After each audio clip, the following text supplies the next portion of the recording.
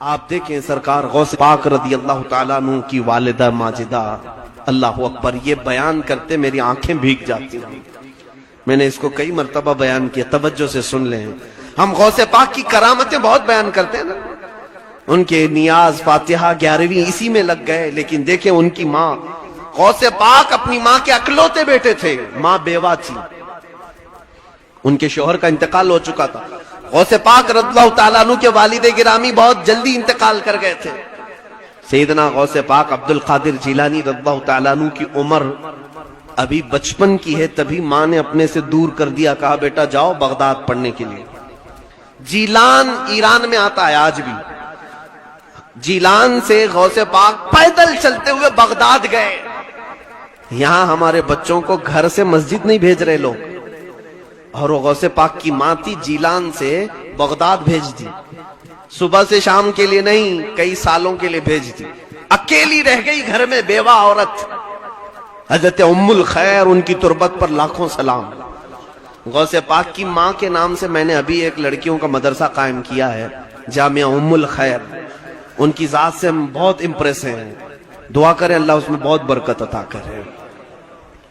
ماں کی تربیت تو دیکھیں آپ اپنے بچے کے لیے، غوث پاک کو بھیج دیا، 7 سال ہو گئے غوث پاک واپس نہیں آئے، ایک دن بھی نہیں۔ یہاں چھٹیوں کے لیے بچے لڑتے بھڑتے رہتے ہیں، کتنے ہیں، 6-7 سال کے بعد ایک تاجر جیلان سے بغداد گیا، اس نے پہچان لیا، عبد القادر تم اتنے بڑے ہو گئے، میں جیلان کا رہنے والا ہوں، لیکن بیٹا عبد القادر تمہاری ماں کا کچھ عطا پتہ ہی نہیں، خبر ہی نہیں وہ کیا کھاتی ہے کیا پیتی ہے، کیونکہ اتنا پردہ کرتی تھی کہ پڑوس والے بھی نہیں دیکھتے تھے غوث پاک کی ماں۔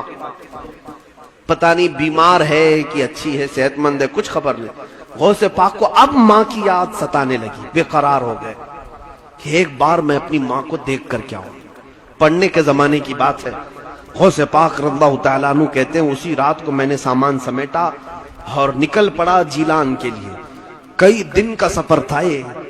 جب جیلان پہنچے تو رات کا وقت تھا، اندھیرا چھایا ہوا تھا۔ غوث پاک فرماتے ہیں میں نے ٹٹولتے ٹٹولتے اپنے گھر کو جب پہنچا تو میرے دل کی دھڑکنیں بڑھ گئی۔ جو 7 سال کے بعد اپنے وطن میں آیا ہو، اس کو اپنے گاؤں میں پہنچنے کی خوشی کتنی ہوتی ہے۔ وہ اپنے گھر کو آئے، کہا ابھی دروازہ کھٹکھٹاؤں گا، ماں گلے سے لگائے گی، تھوڑی دیر محبت سے ماں کے ساتھ بیٹھوں گا، کتنے حسین لمحات ہوں گے۔ غوث پاک یہ دل میں خیالات لیے آئے اور دروازے کو دستک دیا، اندر سے آواز آئی، کون؟ ماں کی آواز تھی۔ غوث پاک نے کہا ماں تمہارا بیٹا عبد القادر آ گیا ہے، تمہارا بیٹا عبد القادر آ گیا ہے۔ ماں جلدی سے دروازے تک آئی، لیکن یہ کہا کون سا عبد القادر؟ ایک ہی تو عبد القادر تھا نا۔ ماں اندر سے پوچھتی ہے کون سا عبد القادر؟ غوث پاک نے کہا ماں تمہارا بیٹا عبد القادر۔ ماں نے کہا بیٹا یہ بتا تعلیم مکمل کر کے آیا ہے یا آدھی چھوڑ کے آیا؟ دروازہ کھولا نہیں ابھی، اندر سے ہی پوچھ رہی ہے تعلیم پوری ہو گئی یا ادھوری چھوڑ کر کے آئے ہو؟ غوث پاک نے فرمایا ماں ابھی اور 2 سال باقی ہیں۔ کہا پھر کیوں آئے؟ کہا تمہاری یاد بہت ستا رہی تھی، سوچا ایک آدھ دن ملاقات کر کے پھر واپس چلا جاؤں گا۔ اے ماں کل ہی میں بغداد کے لیے نکل جاؤں گا، بس تم سے مل کر کے جانا چاہتا ہوں۔ ماں نے کہا بیٹا عبد القادر الٹے قدم واپس جاؤ، تمہاری اور ہماری ملاقات انشاءاللہ قیامت کے دن ہوگی۔ دروازہ نہیں کھلا۔ غوث پاک راتوں رات دروازے سے پلٹ کر چلے آئے، بغداد پہنچے، ماں کو گھر پہنچ کر کے بھی دیکھا نہیں۔ اس ماں کا کلیجہ کیسا تھا جو اپنے اکلوتے کے لیے دروازہ نہیں کھولا، صرف اس لیے کہ میری محبت غالب آ گئی تو کہیں اس کی تعلیم پر اثر نہ پڑ جائے، کہیں اس کے علم پر اثر نہ پڑ جائے۔ دروازہ نہیں کھولا، واپس چلے آئے غوث پاک۔ فرماتے میں پڑھنے میں پھر مصروف ہو گیا، 1 سال ابھی گزرا نہیں تھا کہ ایک تاجر آیا جیلان سے، تجارت کرنے والا، آ کر کے اس نے کہا عبد القادر تم ہی ہو؟ کہا ہاں۔ کہا 1 مہینہ ہو گیا تمہاری ماں کا انتقال ہو چکا ہے، ہم لوگ جنازہ کفن دفن کر چکے تھے۔